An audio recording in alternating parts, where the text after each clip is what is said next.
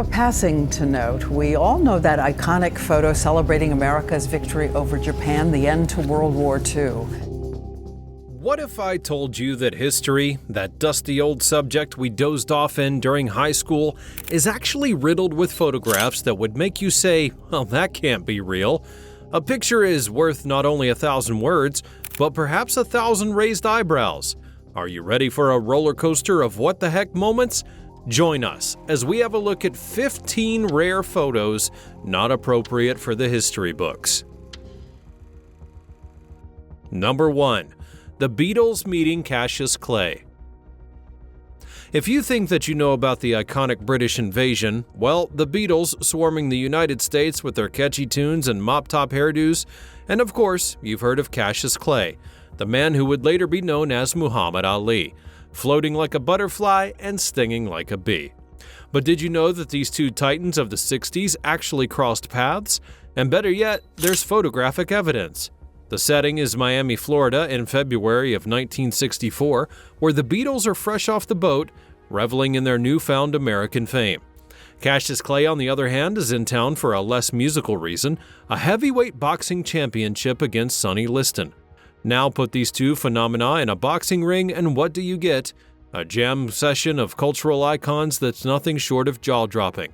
The photo shows the Fab Four, John, Paul, George, and Ringo, posing in the ring with Cassius Clay, as if they've just decided to form the most eclectic supergroup in history.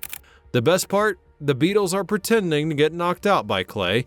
John Lennon is sprawled out on the floor, while Harrison and Ringo Starr hang against the ropes like limp marionettes. Paul McCartney playfully exaggerates a knockout punch. And so, the next time that you listen to Let It Be or watch a clip of Muhammad Ali's triumphs, think about this. What happens when different worlds collide? Sometimes it's magic, sometimes it's history, and sometimes it's a photo so out of this world you would swear that someone doctored it. Number 2. Einstein's Tongue Out, the backstory. Albert Einstein, what comes to mind when you hear that name? Genius? Well, yes. E equals MC squared? Absolutely. But how about this famous photograph where he's cheekily sticking his tongue out at the camera? It's not exactly the dignified, scholarly image that one would expect from the world's most famous physicist. But what's the deal with it? Well, as the story goes, it was Einstein's 72nd birthday in March of 1951, and he was in the backseat of a car leaving an event that was held in his honor at Princeton University. A throng of reporters and photographers, as you could imagine, were clamoring for a snapshot or even a quote from the genius du jour. In the midst of it all was UPI photographer Arthur Sass, who was struggling, like the rest, to get a photo that wasn't only Einstein's run-of-the-mill, furrowed brow, deep-in-thought expression. And then that's when this took place. Tired of the paparazzi-like attention and perhaps just a little irritable, Einstein stuck out his tongue, and the shutter froze that millisecond in time. We could romanticize it, painting Einstein as a lovable rebel against convention, or perhaps he just thought, why so serious? Either way, the photo had become an instant classic. What's even more remarkable is that Einstein himself was so tickled by the photograph that he ordered 9 copies and sent them to all of his friends with his autograph. It wasn't only a random candid moment, it was a moment that Einstein himself had cherished. Was he making a statement about not taking life too seriously? Was it a subtle nudge against the establishment? Perhaps a small rebellion against the rigid norms of academic life? The world may never know. Number 3. Fidel Castro holding an ice cream cone in New York. Now let's play a game. When you think of Fidel Castro, what's the first image that pops into your head? A cigar-chomping revolutionary draped in military fatigues? Well, now try to reconcile that with a picture of the same man casually strolling through New York Central Park, enjoying an ice cream cone. It's like trying to picture Darth Vader knitting. It just doesn't work. Now, believe it or not, this photograph does exist, and its story is as mind-boggling as the image itself. The year was 1959, just months after Castro had ousted Cuban dictators, and it was before the Bay of Pigs, before the Cuban Missile Crisis, and well before U.S.-Cuban relations took a nosedive into the deep freeze. Fidel Castro was on a charm offensive, visiting the United States to speak at the United Nations and hopefully secure American support for his newly established government. New York, the Big Apple, a city so iconic that even revolutionary leaders couldn't resist its allure. Castro, donning his signature beard and combat attire, would be hosted by Malcolm X. He had visited the Bronx Zoo and even had a hot dog in Harlem, but the most surprising moment, captured by a photographer, was when he decided to indulge in some good old American ice cream. The next time you find yourself in Central Park, perhaps enjoying an ice cream cone of your own, you should consider this. Even the most imposing figures of history had their simple, contradictory pleasures. Sometimes an ice cream cone is more than just a dessert. It can be a window into the complexities of human ambition and the twists of fate. An ephemeral taste of what could have been, or just a really good scoop. Number 4. Kissing soldiers, not just a sailor and a nurse.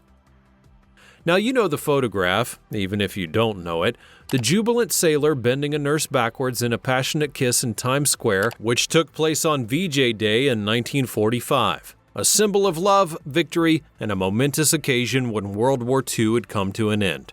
But what if I told you there's another photograph, one less iconic but equally as compelling, that features a pair of kissing soldiers? Yes, it's true. Amidst the sea of uniforms and celebratory dances, a photographer captured two soldiers who were men, locked in a tender embrace and a kiss. And no, it's not some modern-day edit or photoshopped iteration. It's a genuine artifact of history. The photograph came to light years after it was taken, unearthed in an old shoebox, and then brought an entirely new layer of complexity to our understanding of societal norms and conditions during that time. The anonymity of the subjects, whose identities remain unknown, adds an additional layer of poignancy, while the Times Square kiss became a symbol of joyous heterosexual Americana.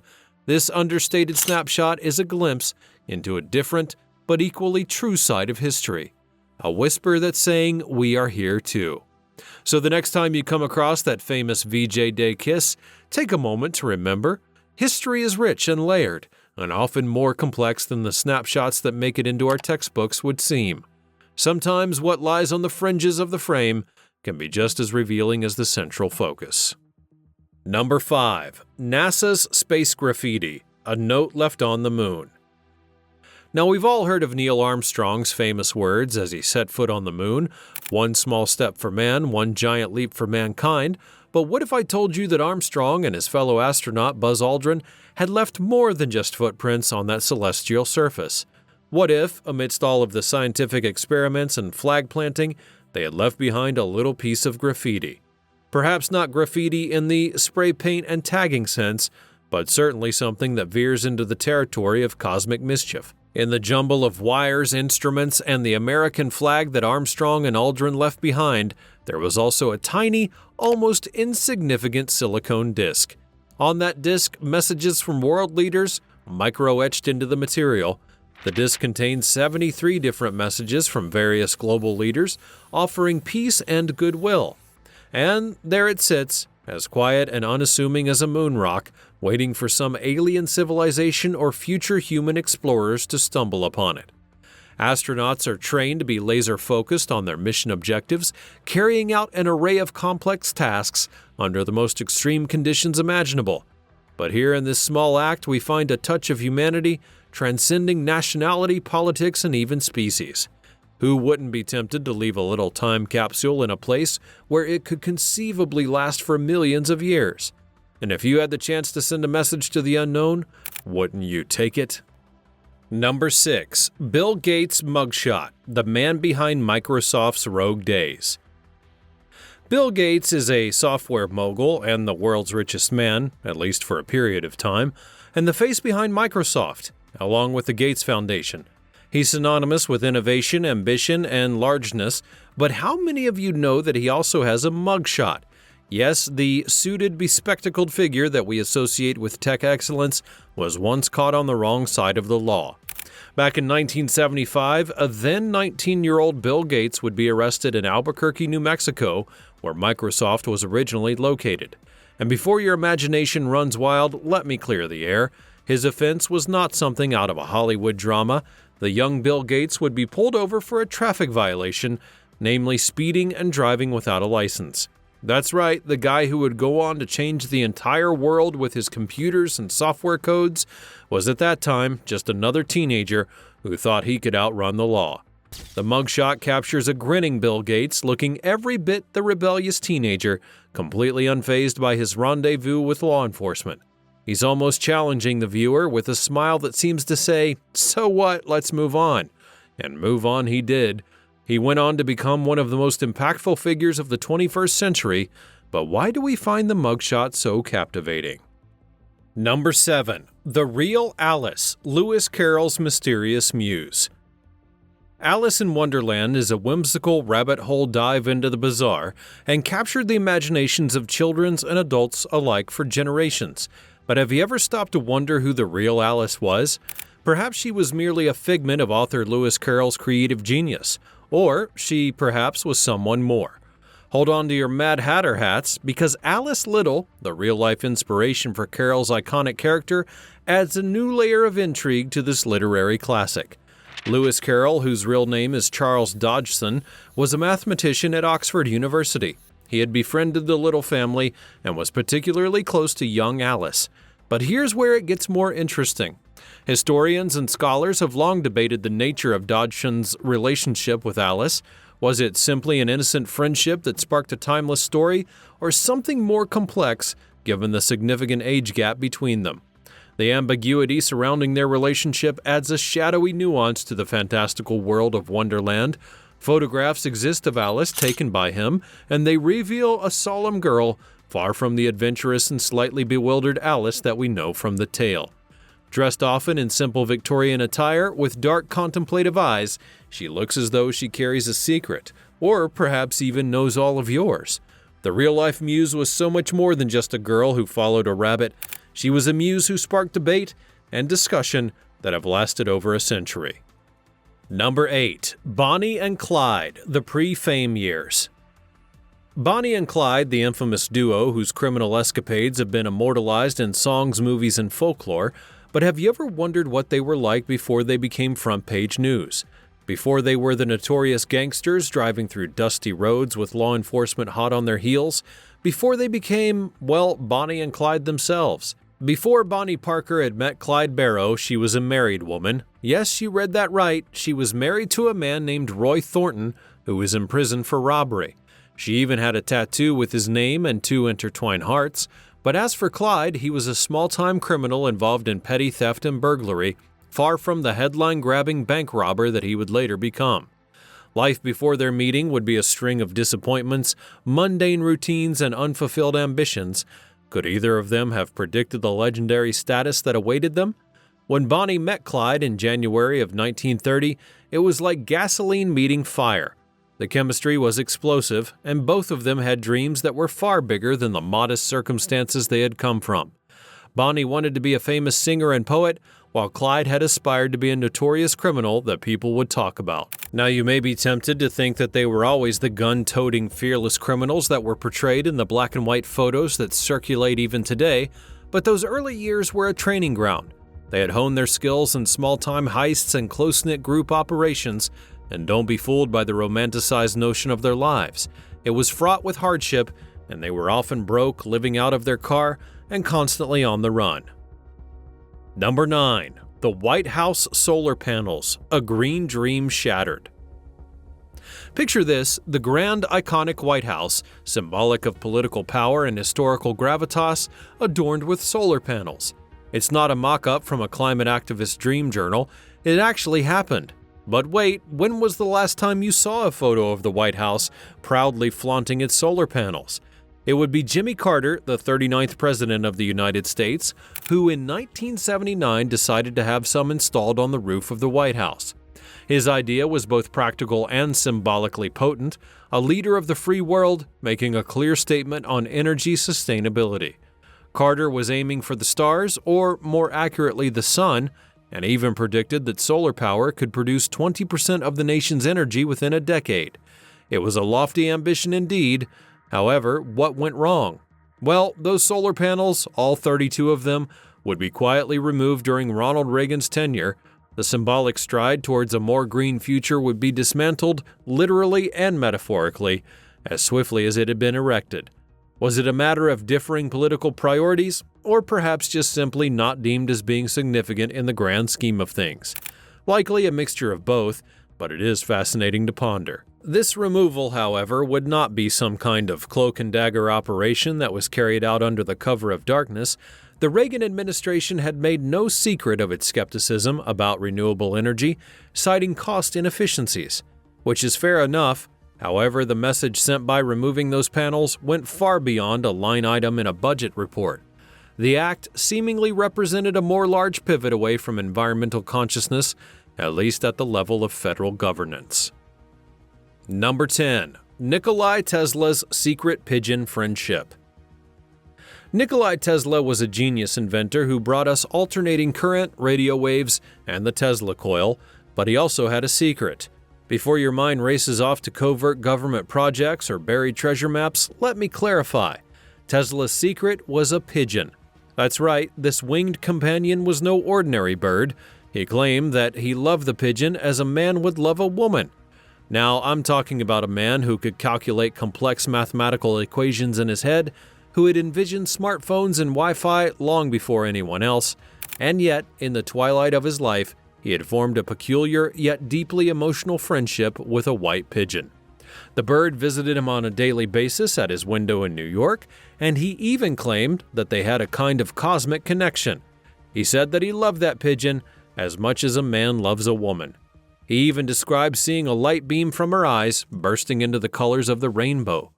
Now, it's curious that a man who had lived largely in solitude, whose ideas were often too advanced for even his contemporaries to understand, had found companionship in a bird. And what does it say about the complexities of emotional connection?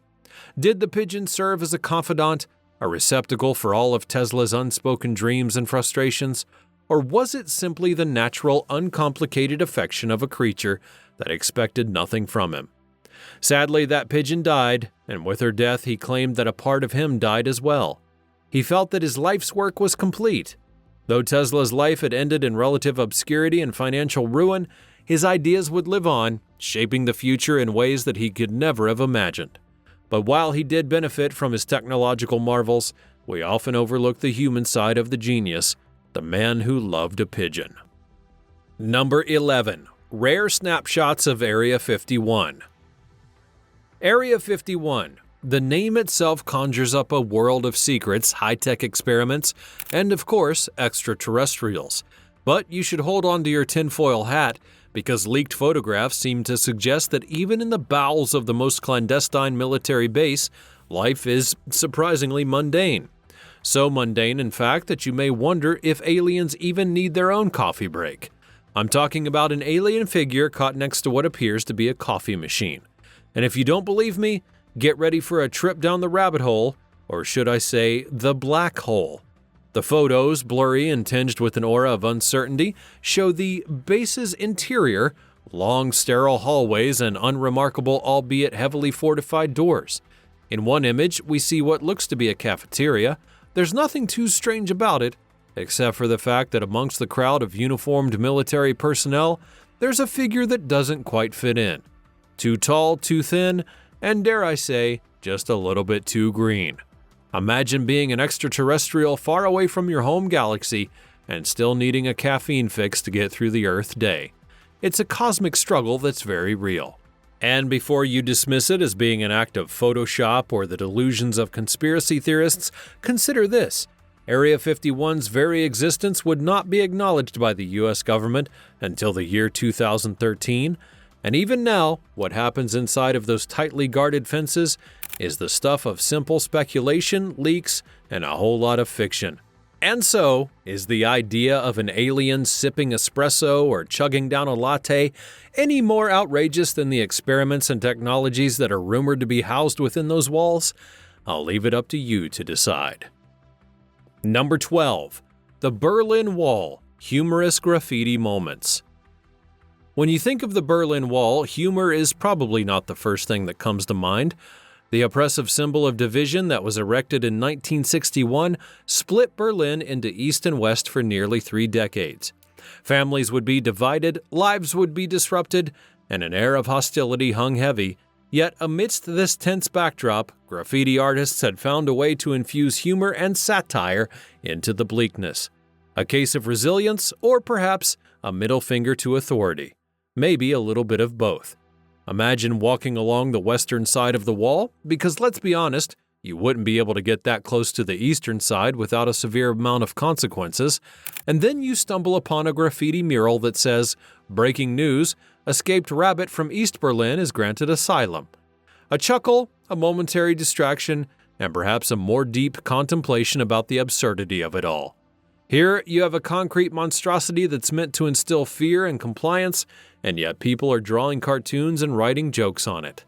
Another iconic moment was a mural depicting East German soldiers in the act of chasing a soccer ball across the wall. A slapstick scenario on a stage of political tension, and that's comedy gold. It's as if the artists were saying, if you want to tear down this wall, we'll make a mockery out of it. One can only imagine what stern-faced guards on the other side thought of such audacious artistry. Number 13. Female samurai warriors. More than just a myth. Now, if I were to ask you, close your eyes and imagine a samurai, you would likely picture a male warrior with a sword, clad in traditional armor.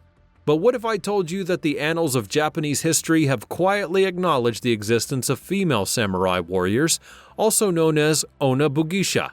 Now, would that twist your preconceived notions into a historical pretzel? Well, it's easy to think of samurai culture as strictly male-dominated domain. However, ancient texts and paintings would tell a different story.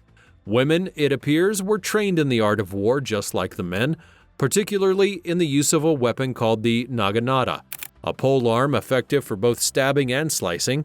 And who says that multitasking is a modern-day concept? One of the most well-documented female warriors was Tamo Gozen, who would be described as a warrior worth 1,000. She didn't only stand on the sidelines, she was in the thick of it, known for collecting the heads of her enemies. A gruesome feat for sure, but let's not gloss over the significance. Here was a woman who held her own and then some in an era where that was hardly the norm. So why has history largely omitted these badasses in petticoats? Could it be that the chroniclers of the time had found it difficult to square the narrative with societal norms? The perpetual change of fitting square pegs into round holes. Or maybe it's just much more simple. Tales of male gallantry were easier to sell than stories of fierce women breaking the mold. Number 14. Martin Luther King Jr. in a snowball fight. Martin Luther King Jr. conjures images of civil rights marches, poignant speeches, and the enduring struggle for racial equality, but what if you found out there's a photo that captures a different side of this icon, one where he's not at a podium or at a protest, but engaged in a snowball fight? What does it mean to see a man so often framed in solemnity, laughing with unrestrained joy as he hurls a snowball? The photograph would be taken in the early 1960s, showing Martin Luther King Jr. in a winter setting, arm cocked back and ready to launch a snowball. Surrounding him are companions who are also civil rights activists, each one of them armed with their own snowy ammunition. It's a candid and, dare I say, heartwarming scene. The backdrop is not a tumultuous rally or a packed-in church. It's a snowy field where for only a moment the weight of the nation's hopes and fears is set aside for simple childlike fun. Now you may be wondering if such a photo could trivialize King's legacy, or perhaps it enriches it. I would argue the latter. It serves as a reminder that those who change the world are not demigods. They're humans with a sense of humor, a love for life, and yes, even the capacity for good old-fashioned snowball fights. It is these glimpses of humanity that make historical figures relatable, reminding us all that they had moments of levity and relaxation just like anyone else would. Perhaps more importantly, it also suggests that joy itself can be a form of resistance, a way to recharge the soul for the battles that lie ahead. Number 15. Princess Diana breaking royal rules. Princess Diana was the people's princess, a royal icon whose legacy continues to capture hearts around the globe even to this day. From her philanthropic work to her sense of style, she left an indelible impression. But did you know that Diana also had a rebellious streak that once manifested itself on 8 wheels? No, it's not a sports car, but it's roller skates. That's right, the Princess of Wales would be captured on camera roller skating within the hallowed halls of Buckingham Palace. Was it a royal faux pas, or perhaps an act of youthful zest? The photograph in question is nothing short of delightful. Here we have Diana, sporting casual attire, a far cry from her usual royal garb, grinning ear to ear as she glides on roller skates. Her setting is not a park or a rink, but rather the interiors of Buckingham Palace. The audacity, you may think, yet who among us has not longed to break free from societal norms, even if just for a moment? There's a delicious irony to this photo. Roller skating is a decidedly plebeian activity, full of flair and freedom, and Buckingham Palace is the epitome of British formality and tradition. What was she thinking? Perhaps something along the lines of, "I'm young, I'm fun, and I'm going to enjoy it?" And enjoy it she did, despite the inherent tensions between royal expectation and human desire. What did you think of these photos from the past? Let me know in the comments below. Be sure you're subscribed, and I'll see you next time.